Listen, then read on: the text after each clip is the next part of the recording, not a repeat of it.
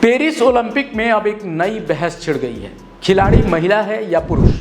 ये बहस क्यों छिड़ी है ये तो हम बताएंगे ही, साथ ही आपको ये भी बताएंगे कि आखिर ये बायोलॉजिकल पुरुष होते कौन हैं जिनको लेकर ये पूरा हंगामा बरपा हुआ है।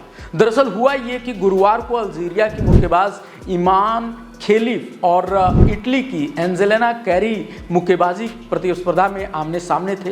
ईमान के खतरनाक पंच ने एंजेला को ऐसा ढेर किया कि 46 सेकंड में ही वो मुकाबला छोड़कर बाहर हो गई। लेकिन इस एक पंच ने अब पूरे पेरिस ओलंपिक में बवाल काट दिया है। ऐसा इसलिए क्योंकि खेलिफ बायोलॉजिकल पुरुष हैं। ऐसे में अब दुनिया भर में एक नई बहस छिड़ गई है जिसमें कहा जा रहा है कि एक महिला खिलाड़ी को बायोलॉजिकल पुरुष खिलाड़ी के साथ रिंग में उतारना कितना उचित है। लेकिन इस बीच बात यह भी है कि आखिर पेरिस ओलंपिक का नियम क्या कहता है, क्योंकि इस बार ओलंपिक में खेलिफ के अलावा भी कई और खिलाड़ी हैं जो बायोलॉजिकल पुरुष हैं और आने वाले दिनों में वो भी अपने अपने खेल में हिस्सा लेंगे। इसका मतलब है कि ये बहस अभी दूर तक जानी है और यही वजह है कि इस बहस में दुनिया भर के तमाम खिलाड़ी उतर आए हैं। दरअसल इस बार पेरिस ओलंपिक में जेंडर इक्वालिटी का मामला है। चूंकि ईमान खेलिफ के पासपोर्ट में महिला दर्ज है और पहले भी वो इस तरह की प्रतियोगिताओं में महिला प्रतिस्पर्धाओं में इसी आधार पर हिस्सा लेते रहे हैं। ऐसे में पेरिस ओलंपिक में जेंडर इक्वालिटी को ध्यान में रखते हुए उन्हें मौका दे दिया गया।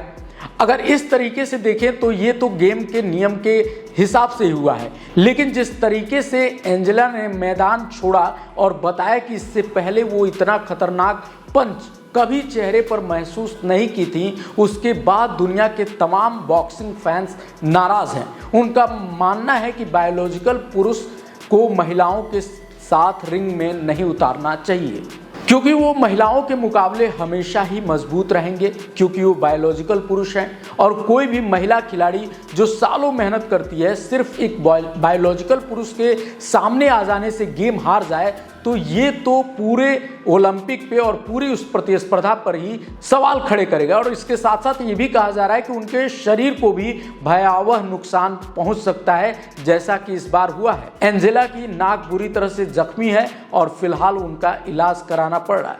लेकिन यहाँ सवाल ये भी है कि ऐसा व्यक्ति जिसकी शारीरिक कदकाठी और ताकत पूरी तरह से पुरुषों की हो, मगर वो खुद को महिला मानता हो और कुछ उपचारों के आधार पर उसे महिला घोषित कर दिया गया हो, तो क्या वो इतने बड़े प्रतिस्पर्धाओं में महिलाओं के साथ खेलने के लिए क्या उसकी उम्मीदवारी उचित है? ये एक बहुत बड़ा सवाल है जिसने पूरे पेरिस ओलंपिक में एक नया बखेड़ा खड़ा कर दिया है।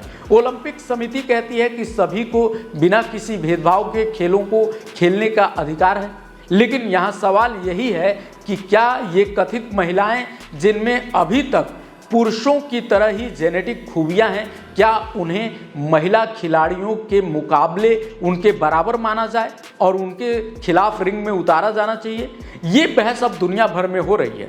दुनिया भर के दिग्गज जो एथलीट हैं वो अब इन पर सवाल उठाने शुरू कर दिए हैं और इन खिलाड़ियों ने साफ मांग की है कि इस मामले पर वह बहस हो और इस मामले के तह तक जाने की ज़रूरत है, ताकि ऐसा निर्णय लिया जाए कि आगे चलकर कभी भी किसी खिलाड़ी के साथ भेदभाव न हो और ना ही किसी महिला खिलाड़ी को ऐसा लगे कि एक बायोलॉजिकल पुरुष के आने से वो मैच हार गई जिसके लिए वो वर्षों से मेहनत कर रही थी।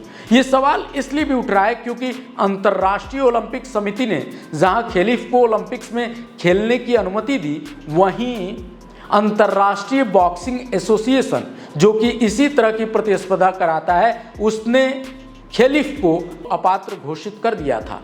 उस समय ये पाया गया था कि फीमेल प्रतिस्पर्धाओं की तुलना में खेलिफ अपना पुरुष शरीर के कारण बहुत ज़्यादा लाभदायक स्थिति में होते हैं। इस कारण से उन्हें अयोग्य करार देते हुए बाहर का रास्ता दिखा दिया गया था। लेकिन पेरिस ओलंपिक में जेंडर इक्वालिटी की वजह से उन्हें फिर से मौका मिल गया और अब बवाल सबके सामने है। आपका इस पूरे मामले पर क्या कहना है कमेंट में बताइए। मिलते हैं अगले वीडियो में। देश दुनिया की बाकी खबरों के लिए देखते रहिए लाइव यूपी न्यूज़ 24। नमस्कार।